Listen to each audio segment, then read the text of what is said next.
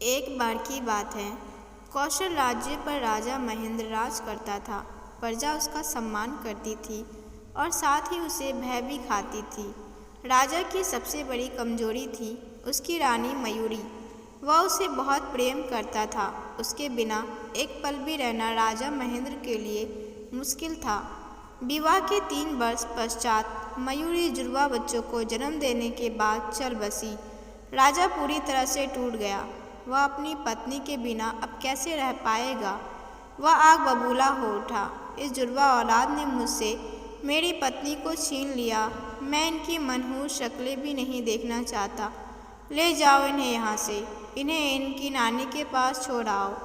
राजा ने अपने प्रधानमंत्री हरिराम को निर्देश दे दिए। लेकिन महाराज, हरिराम ने कारण जानना चाहा। चुप रहो, तुमने सुना नहीं मैंने क्या कहा। मैं अब इस बारे में कोई बहस नहीं करना चाहता। मेरे आदेश का पालन हो। राजा भड़क उठा। जी महाराज, जो आज्ञा महाराज।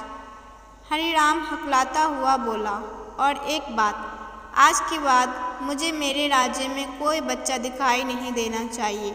उन्हें यहाँ से भगा दो। राजा ने कहा। महाराज, यह ठीक नहीं होगा। हरिराम साहस जुटाते हुए बोला।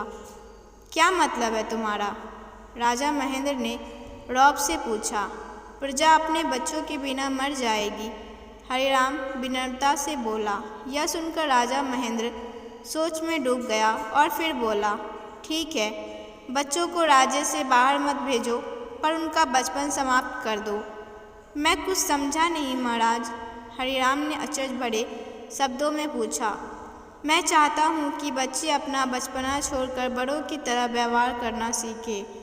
आज से सब बच्चों का उछल कूद करना, खेलना और खिलखिलाना सब बंद। पर क्यों महाराज? मैं नहीं चाहता कि कोई भी बच्चा मुझे मेरी जुड़वा औलाद की याद दिलाए। उनका ध्यान आते ही मेरा खून खौलता है। मुझे मेरी मयूरी की याद आती है। मुझे लगता है कि मेरा सब कुछ लुट चुका है। अपना सिर झुकाकर हरिराम वहीं खड़ा रहा और कुछ नहीं बोला। पूरे राज्य में यह ऐलान कर दो कि मेरे आदेश का पालन सभी बच्चों को करना होगा। उल्लंघन करने वाले बच्चों को राज्य से सदा के लिए निकाल दिया जाएगा और उसके माता पिता भी दंडित होंगे। राजा बोला। अगले दिन से आदेश लागू हो गया। लोगों में मूर्खता बढ़े इस आदेश को लेकर काफ़ी रोष था, लेकिन वे राजा के सामने इसका विरोध करने से डरते थे। हार कर उन्होंने अपने बच्चों को जीने का नया तरीका सिखाना शुरू कर दिया। लगभग 6 महीने के बाद बच्चों की किलकारियाँ सुनाई देनी बंद हो गई। पेड़ों पर चढ़ते, पतंगे उड़ाते लड़के और रस्सी कूदती व गुड़ियों से खेलती लड़कियाँ अब नज़र नहीं आती थी। कौशल एक सुंदर राज्य था। तरह तरह के फूल, विभिन्न आकार के आकर्षक पेड़, मीठे फल, कई प्रजातियों के पशु पक्षी इस प्रदेश की प्राकृतिक सौंदर्य से परिपूर्ण राज्य बनाते थे। लेकिन जल्द ही सब कुछ बदलने लगा। पक्षियों ने चहचहाना छोड़ दिया। जिन बुलबुल और पपीहों की कूकू से कौशलवासियों की सुबह होती थी, वे शांत होते जा रहे थे।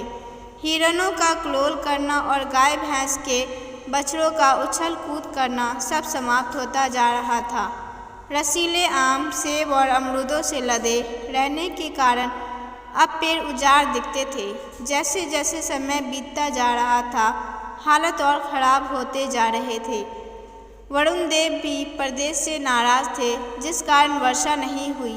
बिना पानी के फसलें बर्बाद हो गई। किसानों में हाहाकार मचने लगी। एक दिन प्रधानमंत्री हरिराम ने आकर महेंद्र को राज्य की बदहाली के बारे में जानकारी दी। हरिराम की पूरी बात सुनकर राजा ने घोषणा की, हमें देवताओं को शांत करना होगा, अनुष्ठान पूजा का भव्य आयोजन करना होगा। मेरा विश्वास है कि ईश्वर हमारी रक्षा अवश्य करेंगे। 11 दिनों तक प्रजावासियों ने मिलकर पूजा अर्चना की, पर कोई लाभ नहीं हुआ, बल्कि राज्य की स्थिति और भी गंभीर होती चली गई। कुछ दिन बाद एक दिन राजा महेंद्र अपने कक्ष में बैठा था। तभी द्वारपाल ने आकर सूचना दी, महाराज, स्वामी ऋषि आनंद जी पधारे हैं। राजा खुशी से बोला, उन्हें तुरंत सम्मानपूर्वक अंदर ले आओ। महेंद्र की पूरी शिक्षा दीक्षा स्वामी ऋषि आनंद के आश्रम में हुई थी। 5 वर्ष पहले स्वामी जी हिमालय की कंदराओं में तप करने चले गए थे। उसके बाद किसी को उनकी खबर नहीं थी।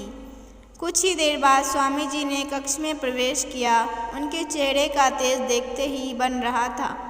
राजा उनके चरणों में लेट गया। स्वामी जी, आप सही समय पर पधारे हैं, मेरी सहायता कीजिए। महेंद्र को गले लगाकर स्वामी जी मधुरता से बोले, क्या हुआ राजन?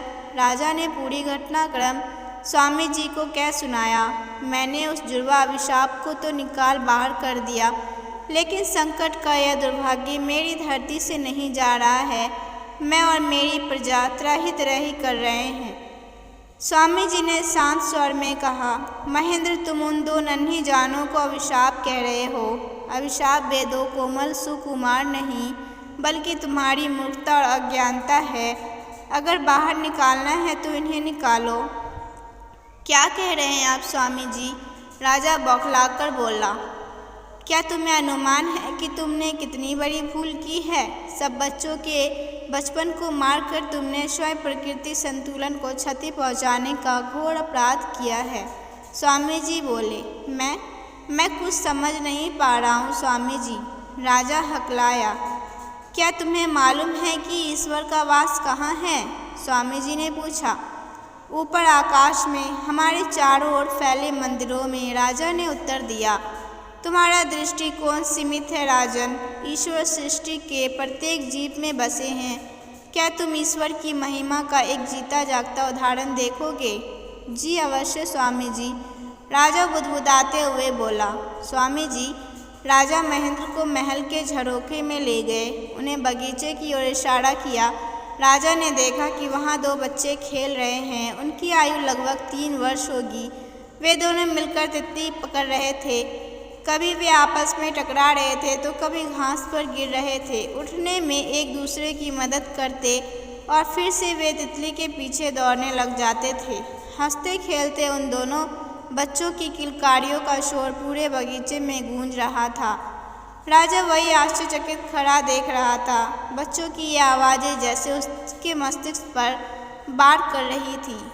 स्वामी ऋषि आनंद ने राजा को समझाना शुरू किया। महेंद्र, बच्चों में भगवान बसते हैं। वे स्वयं पवित्रता, सत्यता, प्रेम और आनंद की अभिव्यक्ति है। कभी ध्यान से किसी बालक का अवलोकन करो, तुम्हें उनमें कभी छल कपट दिखाई नहीं देगा। प्रत्येक बच्चा प्रसन्नता, आमोद, प्रमोद और जीवन के परमानंद का प्रतीक है। बच्चों के बचपन को समाप्त कर तुमने स्वयं ईश्वर की उपस्थिति का बहिष्कार किया है, और जब ईश्वर ही चले गए तो क्या माँ प्रकृति यहाँ रह पाएगी? इसी के परिणाम स्वरूप स्वर्ग सी तुम्हारी यह हरी भरी धरा आज उजाड़ बन चुकी है। तुम्हारे देश में केवल जीते जागते शव रह गए हैं। लेकिन स्वामी जी, मैं अपनी जुड़वा संतान पर आग बबूला था। वह तुम्हारी मूर्खता थी। तुम्हारी पत्नी की असमयिक मृत्यु उसके भाग्य में थी। तुम उन दोनों निर्दोष मासूम पर आरोप कैसे लगा सकते हो? वे शिशु अपनी जननी को क्यों मारेंगे? महेंद्र, बताओ। स्वामी जी स्नेह से बोले। राजा महेंद्र अपना सिर पकड़कर बैठ गया। वह लज्जित था। हे ईश्वर, यह मैंने क्या कर डाला? मुझे तो यह भी नहीं मालूम कि मेरे बच्चे आज कहाँ हैं। 1 वर्ष पहले मुझे संदेश मिला था कि एक साधु उन दोनों बच्चों को अपने साथ ले गया था। राजा बोला।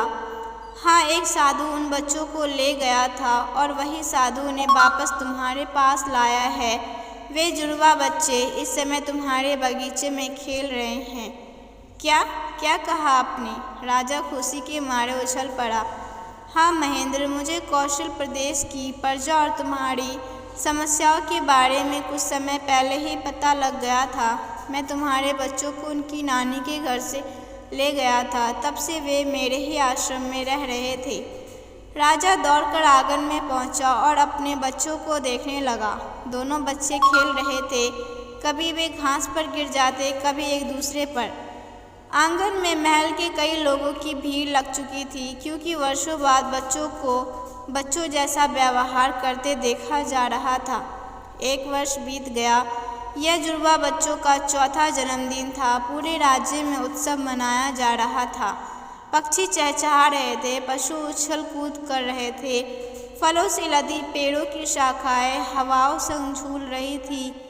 कुछ महीने पहले हुई बारिश के कारण खेतों में फसलें लहलहा रही थी। नगर की गलियों चौबारों पर रोशनी जगमगा रही थी। सभी बच्चे महल में कार्यक्रम आयोजन स्थल पर जमा थे।